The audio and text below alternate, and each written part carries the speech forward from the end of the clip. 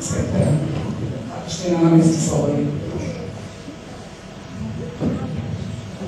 V súvislosti s riešením konkrétnych požiadaviek stanovených jednotlivými investormi sme riešili komplexne celé záujmové územie, to znamená, že sme práve kvôli týmto jednotlivým požiadavkám, ktoré vstupovali do územia, potrebovali riešiť v tých širších súvislostiach. Preto vlastne vzniklo to riešené územie také, aké ho prezentujeme dnes. Čiže je podstatne väčšie, ako sú tie podnety, ktoré som spomínala. Námietky a pripomienky občanov týchto štúdia budú vyhodnotené a vlastne na ich základe budeme pokračovať ďalej, alebo pretože vlastne sú tu niektoré citlivé sporné lokality, na ktoré sú viaceré názory, ale práve preto berte túto prezentáciu ako tú otázku pre vás, že ako si to vlastne obyvateľia predstavujú ďalej. Poďme na prvú alternatívu. Môžeme znať.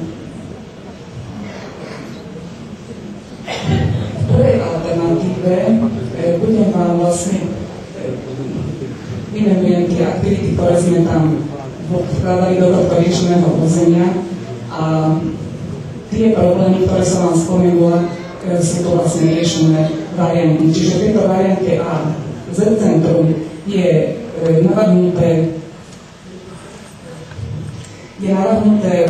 ako komplex pre hotely Lux, pretože hotel Lux má takisto zámer dostávať svoj areál o kongresové centrum a tým pádom sme zvolili túto variantu, že je lepšie kumulovať novú výstavbu v tomto priestore do už existujúcej stavby, to znamená do hotela, teda hotelu Lux. Takže ten objekt je toto športovo-rekreačné centrum pracovné názvane.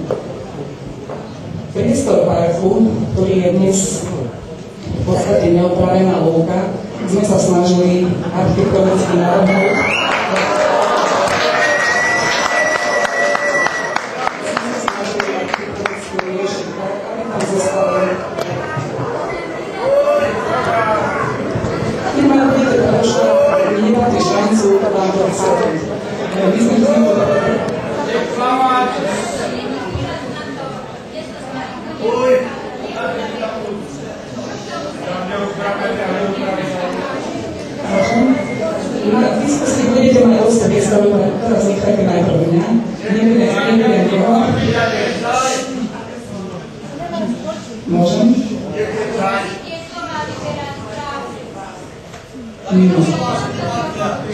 Takže priestor parku dnešného sme sa snažili skultivovať vložením alejí, vodných plôch, zimných záhrad,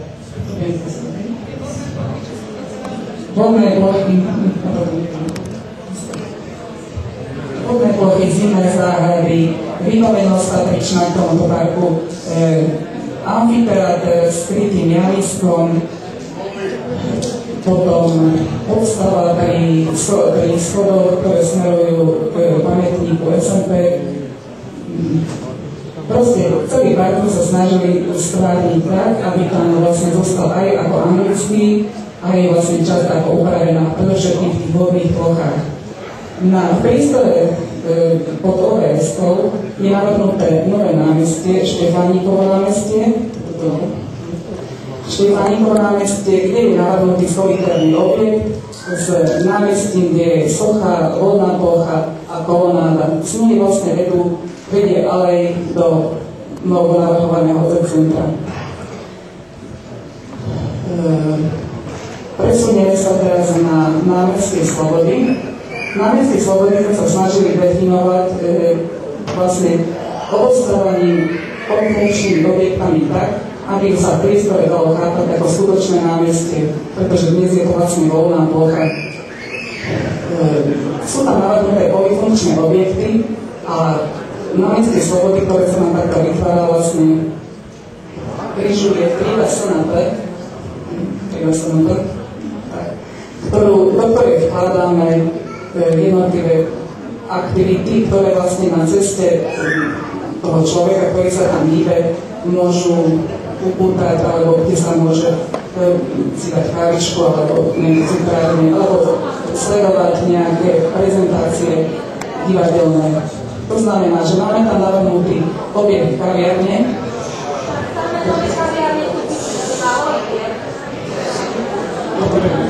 Potom je zase vodná plocha olejovaná alejou, je ďalšia krytá, tam je kryté javisko, ktoré vlastne sa využíva dnes formou sezónnej takej tribúny, keď sú tam nejaké akcie, takže toto výchovo vlastne už bolo stále.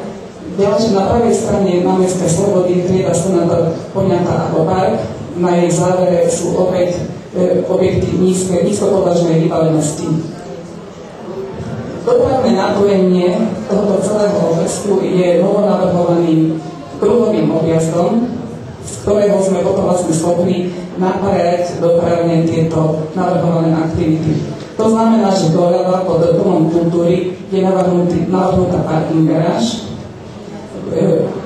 Cesta, ktorou je napojená, vlastne potom pokračuje až do Z-centra a pod zemí sa dostávame napojením až na Kapitulskú ulicu. Priestor dnešného dopravného ihriska je navrhnuté v tejto alternatíve administratívno-obchodné centrum, ktoré je aj s parking garážami. Ďalšie návrhy, ktoré táto alternatíva predstavuje, sú to spomínané prepojenie Hornej ulice a Robotníckej ulice. V tejto alternatíve je to formou prepojenia cez parking garáž. Bytové bloky pri triede Senátor a na ulici 29. augusta sú navrhnuté na možné dostavby bytovými objektami a v priestore za mestským úradom, ktoré sú dnes parkové, tieto garáže radové, tak navrhujeme vlastne